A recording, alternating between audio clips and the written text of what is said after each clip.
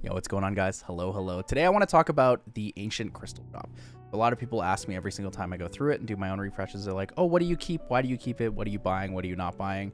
You know, what's a bait? What looks good but actually isn't good? So today I want to go over that. Before we get into the video, guys, I want to let you know today's video is sponsored by Huawei App Gallery. You can check it out right here.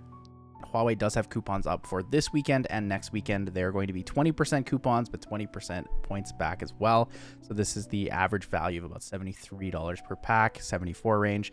A lot better than we're going to get with Amazon coins and other things. So if you have any questions, you can check it out. You can ask below. There will be links to how to download my referral link as well as this page, obviously. If you guys have any questions, let me know in the comments below.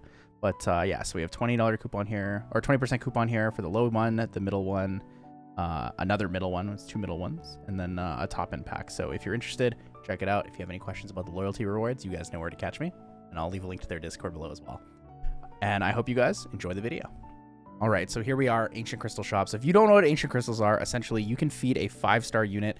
Generally, we only do this with duplicate units. Sometimes you will want to keep your duplicate units, depending if you're a siege player or you just want 2 of them. But you can feed a new Nat 5, non-fusible Nat 5, along with these crystals, and you will get 300 ancient crystals. Now, if we move to the shop here, you can see what you can purchase. So some people like to purchase the light dark scrolls. Some people like to purchase the legendary all attribute scrolls. My first suggestion is not to purchase the legendary all attribute scrolls.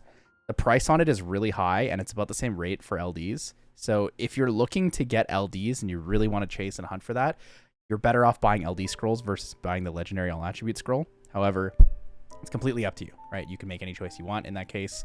Some people buy blessings. A lot of people like to chase specific units. I personally don't buy blessings very often. I use it for transcendent scrolls because I think it's fun.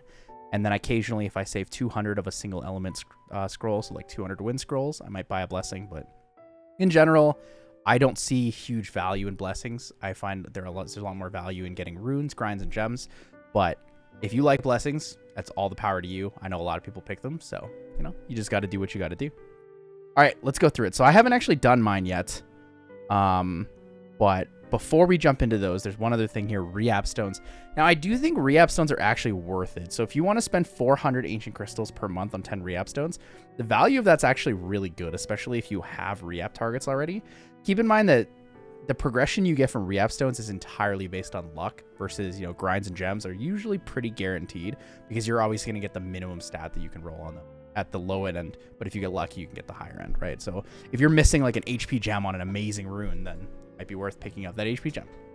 So I just wanted to preface the re-app stones because people ask me about that a lot. I personally don't buy them, but I think I should. But I really like buying grinds and gems. So let's go through runes first. So the first thing I want to talk about with runes is, so we have this will rune here, this crit rate slot 4. It's got 4 speed, 8 HP, 7 attack. Now, theoretically, this is a great rune, right? This would be an amazing rune if it were dropped. The problem with buying it, though, is that if it doesn't roll well, I'm going to sell it, right? If it doesn't roll well and I sell it, then spending those 120 ancient crystals on it really wasn't as valuable as it could have been, right? If this rune had, let's say, like a flat HP innate or an accuracy innate or something, then even if it rolls badly, I can still re-app it, and I can throw a lot of my free reappraisal stones, my event reappraisal stones, until it becomes a good rune. So this is what I mean when I say looking for certain runes with certain value. My general rule of thumb is that I will only buy a rune if I'm willing to re-app it if it rolls badly, right? Even runes that have amazing starting rolls, like let's say it had max HP, max speed, max defense, max attack, maybe under that circumstance, because they're all max, the chance of it being a bad rune is very unlikely. I'd have to min roll 1 in every stat. Maybe in that case, I'd be willing to buy it, but because that's so unrealistic, I would generally suggest only buying runes you're willing to re-app. Now, if you want to re-app a rune with no innate, that's all up to you, totally up to you. I only do that with speed slot 2, but again, you know, you guys can make the choices for your account based on the progression you feel like chasing after, right? So let's go through the shop. I will go through and find some more runes and then let you know why or why not. So this slot 1 is actually really good. So crit damage innate on slot 1, I think, is something that I prefer. Generally, the most preferred for me is going to be flat HP or accuracy. It's occasionally resistance, because then I can get speed, HP, attack, and crit on the rune. Now, under normal circumstances, I would take this because it is a great re-app target, but I also have 7 runes to re-app in slot 1 for Violent, so I don't think I need to take it. You know what? For the sake of it, I'll take the rune. because it's something that I would suggest most people to take. And the substats on it are actually pretty good. The rune can roll well. So I'll buy the rune. We'll roll it and see how it goes. It's very rare that I get something that's very good right off the bat. So none of the sets I'm looking for. Generally, I also only buy Violent and Will from here. Sometimes I might buy something else if I'm looking for something specific. Like if I was looking for a Despair crit rate slot 4 with an innate, that could be a potential pickup as well. So this slot 5, we talked about innates. We never want to take innates if they are a percentage stat of attack, HP, or defense, or innate speed. The reason is because you never want to re-up this rune, right? If you have an innate stat, that means you can't get it on the rune, so re-upping that rune becomes useless.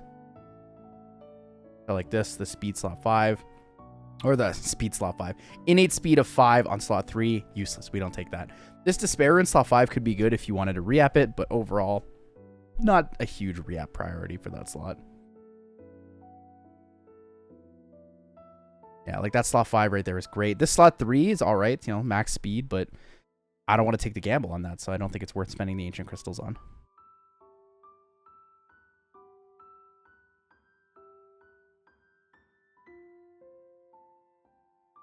A lot of decent runes here, just not something that I'd be willing to spend such a premium currency on, right? The important factor to this is all that this currency is extremely premium, so I don't think it's worth spending a lot on it, right? So this Violence slot 6 would be a great rune if it dropped. The problem is I'm never going to re-up that, and if it doesn't roll at least triple speed or triple HP, it's not going to be used by me. And chances for those things are pretty low. Attack slot 6, innate, but HP percent innate, so that's a pass. I don't think we saw a Will rune yet, have we?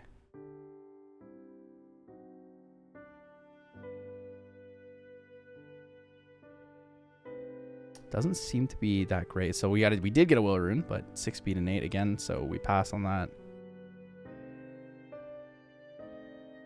This slot 1 on Swift is okay, but in general, I don't think re-upping Swift runes with innate crit rate is the ideal. And the reason for that is because if you have innate crit rate, you generally are going to limit yourself on what you can build with those runes, right? Swift units are either super fast, high accuracy, or they're really fast damage dealers. Things like your Barbaras, right? You could do it in Ethna, for example. So having innate crit rate, although it does give you crit for the rune and lets you have the stat, you won't be able to roll into it under any circumstance, and you won't be able to re-up into it either. This Violence slot 1 is not bad. The problem is that even though we have 4 cohesive substats, we have 2 min rolls, a low roll, and a max roll. And for that, with no innate, it is not worth for me to pick that up. All right, moving on. Gems. So everyone's going to have different rules for gems. My rule is I'm willing to take HP, defense, attack percent from Violent and Will. Only gems. And I'm willing to take speed grinds from Swift, Will, and Violent. Now, the reason that I do that is because the gems from Violent and Will are so valuable because you need so many of them. It takes a ton to farm one of them, right? To get them naturally takes forever. So spending the 55 ancient crystals on it, I think is totally worth it. When it comes to the grinds, the speed grinds themselves are really hard to find. And oftentimes you can use them very effectively when you're looking for higher numbers. So I do pick them up. So that's an easy pickup for me. Nice HP gem. Feels good, man. I'm actually looking for I'm looking for defense gems usually and HP gems for Violent. Those are the most common ones that I need, but I'm very willing to take Will ones as well. So that's Violent speed grind. Feels good, man. You know, when you get those like random 22, 23 speed runes, having these speed grinds is absolutely incredible.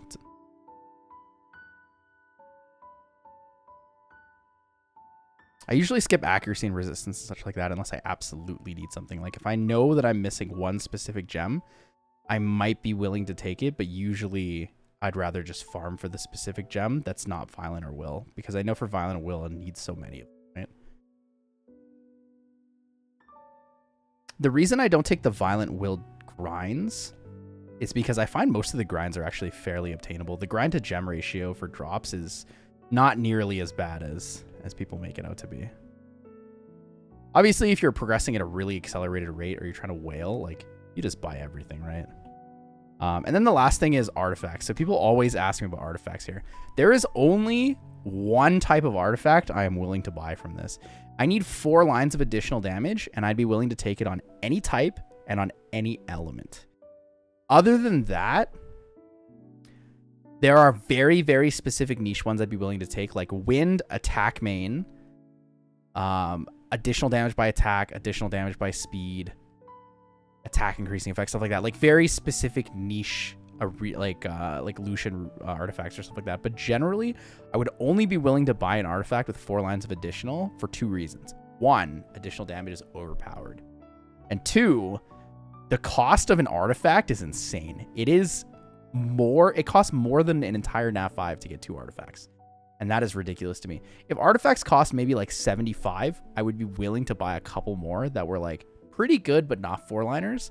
But for the 160 ancient crystals, I don't actually think it's worth buying these almost like 99% of the time. Obviously, you get a perfect one, grab it, right? If it's perfect, if it's exactly what you need, there's no way it could roll badly, just get it. But for me, my personal suggestion to everyone is ignore this page. Go through and refresh them. Look for those insanely good artifacts. But for the most part, you are very unlikely going to buy something from here because most of the time, it's not very good. Or most of the time, maybe not very good isn't the best way to put it. Most of the time, it's just too expensive to be worth the gamble. So if you guys enjoyed this video, you found this helpful, please let me know in the comments below. We'll be working on a lot more kind of educational or guide videos, but yeah, just keep it going. Let me know what you want to hear, and I'll try my best to make it for you. Peace, guys.